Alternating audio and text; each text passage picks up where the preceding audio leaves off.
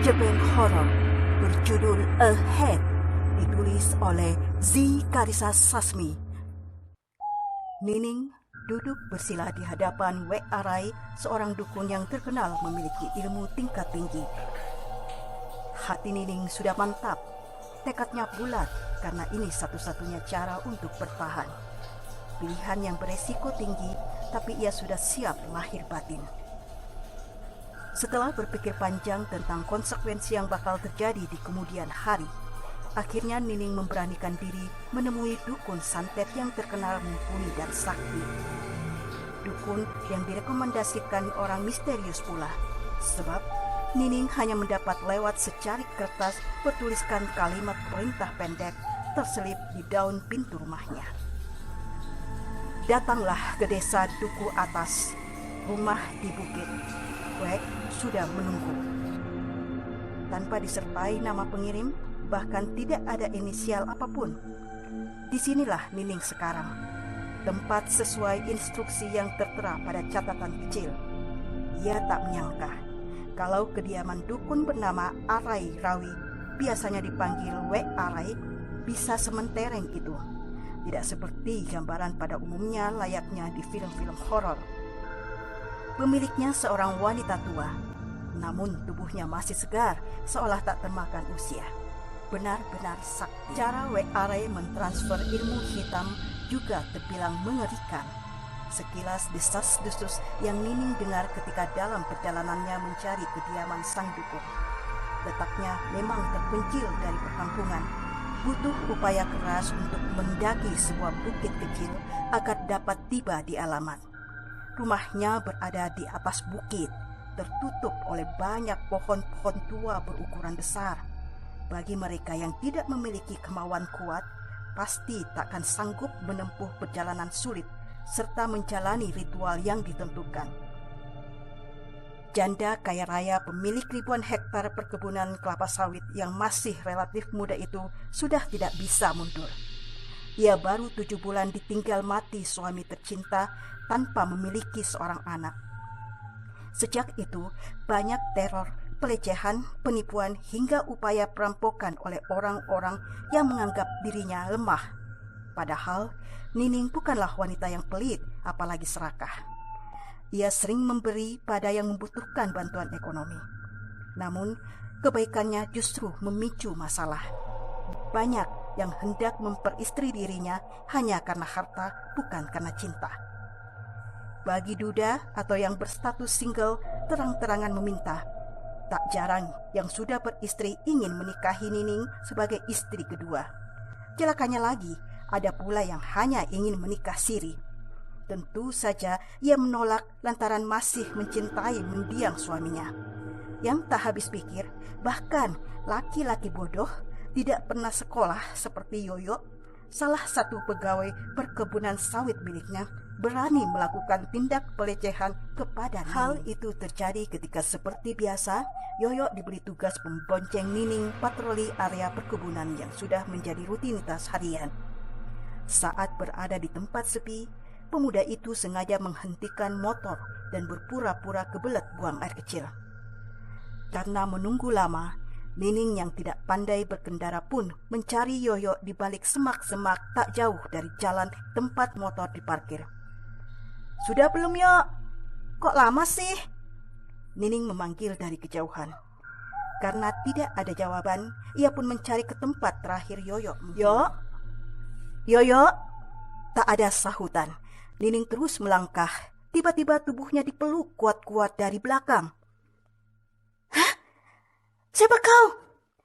bentak Nining kaget. "Ayo Kak Ning, sekali ini saja." Pemuda itu coba melakukan perbuatan tidak senonoh. "Apa-apaan kamu?" Nining takut bercampur marah. Merasa terancam, janda muda itu menginjak kaki Yoyo sekuat tenaga hingga bekapan terlepas. Bergegas lari menyelamatkan diri. Bagaimanapun juga, ia hanya wanita, tak mungkin mampu melawan kekuatan laki-laki seperti Yoyo yang notabene seorang buruh kasar di perkebunan miliknya. Mengingat kejadian itu, tatapan Nining nanar, menyimpan dendam amarah. "Kau sudah siap?" Suara para Wek Arai menghentikan lamunan Nining dan jawab dengan penuh yakin. Sudah. Ada senyum penuh misteri tersungging dari bibir dukun sakti itu. Tubuh Wek Arai kurus dan ringkih. Tinggi badannya mungkin sekitar 150 cm.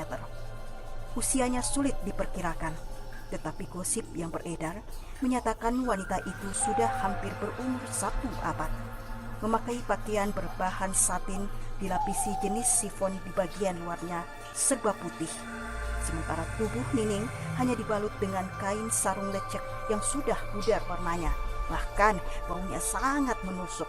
Entah sudah berapa pemakai sebelum Nining, tapi sepertinya itu atribut pusaka Wek Arai yang wajib dikenakan dalam ritual. Nining dan Wek Arai duduk bersilah di lantai sebuah kamar khusus. Tidak ada satupun perabotan di sana. Lantainya saja masih berupa tanah liat padat tanpa lapisan semen atau papan. Memang kamar khusus itu dirancang sedemikian rupa. Hanya sebatang lilin merah berukuran sedang sebagai sumber cahaya terletak di tengah-tengah mereka. Kedua wanita duduk di dalam sebuah lingkaran garis yang digambar dengan memakai darah. Entah darah apa, Nining tidak mau tahu. Cairan anyir itu masih tersisa separuh dalam mangkuk tembikar yang terletak bersisian dekat lilin menyala. Kuntum-kuntum melati dan kamboja berserak di sekitar. Bau sejenis minyak wangi yang menyengat merangsang penciuman, tetapi sangat menenangkan. Pejamkan matamu. Ikutilah setiap kata-kata yang kau dengar dan saat aku ucapkan dengan jelas. Kau mengerti? Baik, Wek. Ingat, apapun yang terjadi, jangan coba-coba membuka matamu sebelum kusuruh, atau kau akan kehilangan nyawa. Pesannya lagi. Nining mengangguk mantap. Sebelum memejamkan mata, ia menarik nafas dalam-dalam dan diembuskan secara perlahan. Detik selanjutnya, suasana sekitar menjadi hening dan teramat sunyi. Demi menit berlalu tanpa ada pergerakan apa-apa. Hanya gumaman Wek Arai yang terdengar sedang merapal mantra. Makin lama, gumaman semakin cepat, bertambah keras, menggema di kamar berdinding semen. Seketika Nining merasa ada embusan angin kencang berputar-putar di sekitar. Lalu, indera pendengarannya menangkap kalimat yang diucapkan Wek Arai. Sesuai instruksi, ia mengulang kata per kata mengikuti ucapan Wek Arai. Angin tuah kumbang dari tanah datuk nenek. Angin tuah kumbang dari tanah datuk nenek. Angin tuah kumbang dari tanah datuk nenek. Bantu anak cucu pijak pucuk api. Bantu anak cucu melangkah angin. Bantu anak cucu melepas ragawi. Bantu anak cucu mencari sari. Bantu anak cucu melebur air. Bantu anak cucu tak jejak bumi. Angin tuah kumbang dari tanah datuk nenek. Bila 10, 7 jadi 1. Kabulkan ingin anak cucu menjadi kepala teluh berilmu penuh. Kalimat mantra diulang-ulang tanpa henti. Semakin diucapkan, pusaran angin semakin kencang berputar. Hawa sekitar yang mulanya biasa-biasa saja berubah hangat dan meningkat ke tahap panas. Nining merasa darah dalam tubuhnya menggelegak. Titik-titik keringat muncul di permukaan kulitnya yang putih mulus. Kian lama, kian panas, ditambah gerakan angin beliung. Sementara perubahan Wek Arai sendiri tak kalah mencengangkan. Andai ada manusia yang menyaksikan langsung dengan mata telanjang. Bagaimana kepala dukun sakti itu sedikit demi sedikit berputar, bergerak sesuai arah jarum jam. Rambut putih keperakan memanjang, dibiarkan terurai, meriap-riap, dipermainkan angin. Perlahan-lahan kepala dukun sakti itu bergeser menghadap ke belakang, sementara tubuhnya tetap di posisi semula. Sungguh pemandangan yang sangat mengerikan. Seiring dengan perputaran kepala dukun, hal lain juga terjadi kepada Nining. Bacaan kalimat mantra yang diulang-ulang bergema mengiringi detik-detik perubahan pada tubuhnya. terutama di bagian leher. Urat nadi penyangga kepala muncul di permukaan kulit. Tidak sampai di sana, pembuluh darah itu seperti retakan yang dimulai dari bagian depan Tresia terus menjalar dan memutar hingga ke bagian tengkuk.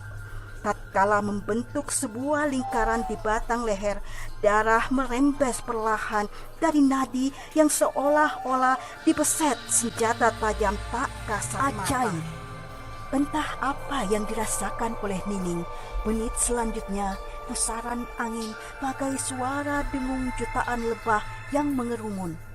Pelan tapi pasti, kepala janda kaya itu sedikit demi sedikit terangkat ke udara, diikuti isi organ dalam.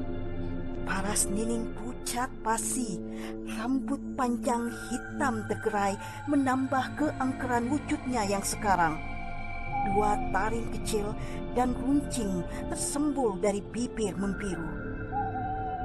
"Bukalah matamu," perintah Wek Arai.